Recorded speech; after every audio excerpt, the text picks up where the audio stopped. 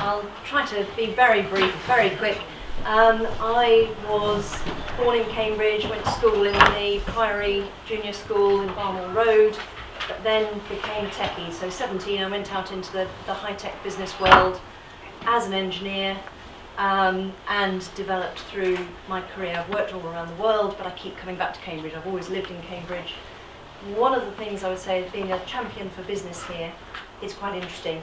I had 3 children, took quite long maternity breaks, so any of you who are female thinking of doing that, don't let it hold you back.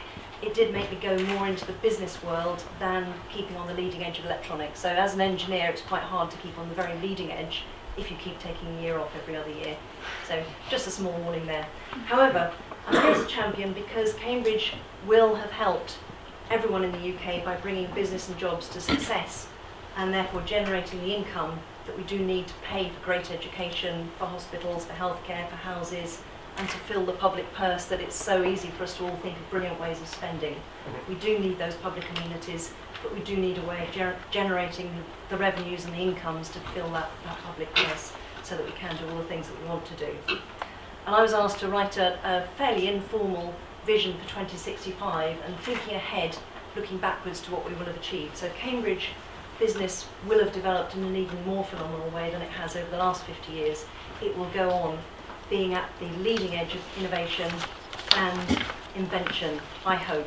But we need to work hard to make sure that is the case, because the world is an increasingly competitive place, and there are far more engineers and scientists coming out of other country universities than out of the UK universities at the moment. So we really need to keep the pressure on and keep encouraging our young people to come into these sorts of subjects so that we can keep generating some of the businesses that really are leading edge in the world. Now, I hope in the future that we will still have thriving entrepreneur communities, creating ideas and creating startup businesses.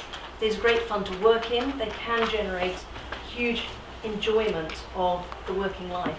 And I think, as Peter has mentioned, we will all be working for longer and longer, I hope, so that we can keep interested, keep away from being bored and lonely, and keep generating the things that other people want us to fund. Now, Cambridge is known as one of the most imaginative places to live and work at the moment, and I hope that we would bring the wide range of people together across the whole region, well beyond Wisbech and Kings Lynn, well beyond those regions of our current county, so that we can really be inclusive and make sure that everybody is contributing to some of the fun things that we're doing. The businesses that can scale up will stay here and possibly have their headquarters here. Others will create employment opportunities all around the country and all around the world, as we do at the moment, only on an even larger scale. Now, one of the things that has helped Cambridge be very innovative and creative and successful in business is actually the character and beauty of the place. So the fact that we do walk or cycle into town, we do bump into people, we do create new ideas and new types of businesses and types of market as we work in this relatively small place. The density of business here is actually much greater than most other cities, including London. The gross added value, if that's a worthy phrase, is higher than in London because of that density of population, density of ideas bouncing off people and bouncing around and creating new things. Just think of bioinformatics. You add bio type world to informatics, you get bioinformatics. That's the sort of thing that Cambridge can do because of the intensity that we've got here. So I hope that we will keep things in a relatively small, characterful, relatively beautiful place to live, because it does help everyone enjoy it, and people come from around the world to see the historic centre that we've got, but actually they don't recognise always that we've got a ring of truly international world-class businesses just 5 miles outside that historic centre. So it's a special place to live. It's still got the green belt, I hope. It's still got low-rise housing rather than massive monstrosities that could be anywhere.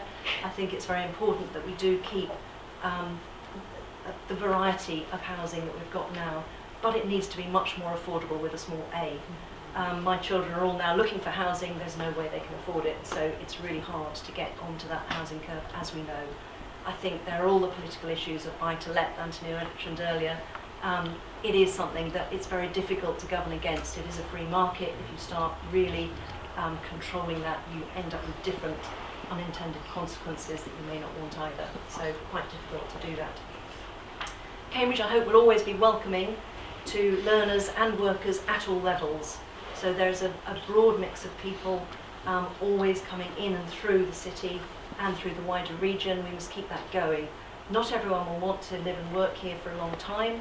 Several thousands of people each year come in just for a year, for 2 or 3 years to create something and then go away and work remotely with us from quite a distance now.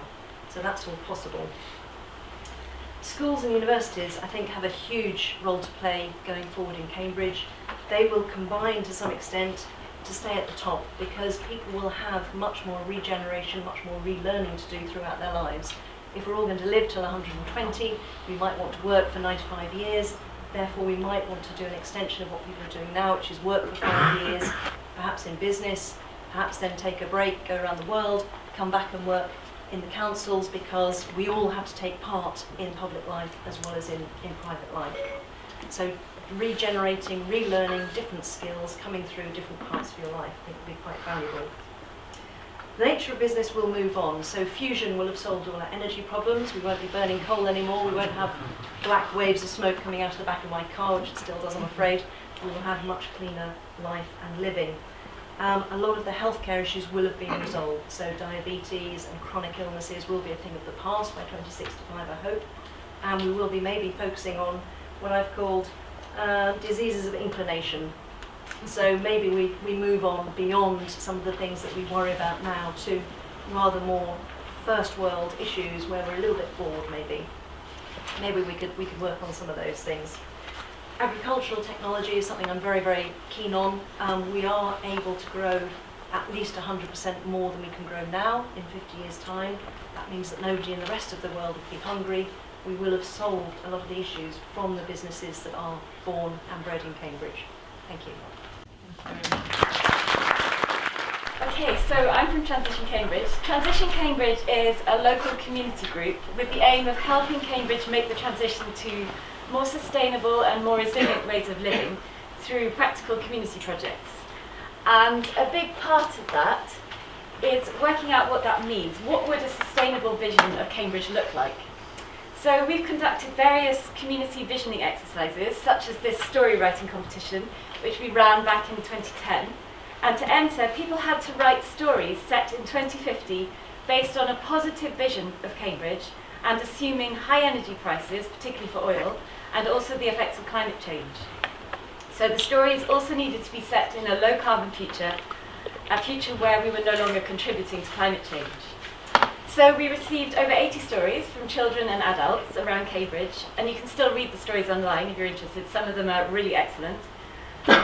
We've also run Tales and Visions workshops where people are invited to draw or model their visions of the future, as you can see here. And we continue to invite everyone to find their own vision of a positive future for Cambridge and then start creating it. So that's what we do, and now I'm going to present to you a sort of combined vision from all these visioning exercises based on the various discussions and workshops we've done over these years. So, I invite you to imagine. The date is now 2065, and Cambridge has become a food-growing city, with salad, vegetables and fruit growing on all available walls, roofs and in people's gardens. Fruit and nut trees line the roads, and most households now keep chickens or even goats. Relatively little food needs to be imported, and East Anglia has become 85% self-sufficient for food. This became necessary when the price of imported food rose, due to the impacts of climate change on many food-producing regions, and also a steady rise in the price of oil, despite the short dip in prices in the mid-2010s. All new houses in Cambridge are built to the highest passive house standards, well insulated from both heat and cold, and requiring little energy to maintain a comfortable temperature, even during the climate extremes which have become more common these days. All remaining older houses have also been retrofitted to a similar standard, and energy saving comes as second nature to most people, helped by the cost of energy remaining very high. Agriculture and energy production now go hand in hand. Wind turbines can be seen in all directions heading out from Cambridge, with crops growing around their bases. After the problem of energy storage was solved in the early 2020s by the Cambridge Engineering Department, for which they won a Nobel Prize, energy rationing wasn't needed anymore, but we still kept the carbon credit system to ensure the equitable distribution of energy and to discourage unnecessary long-distance travel. Cambridge's excellent public transport network has reduced the need for personal car ownership, and most people are members of car clubs. Cycling is by far the most popular form of transport, and its health and fitness benefits are well recognised.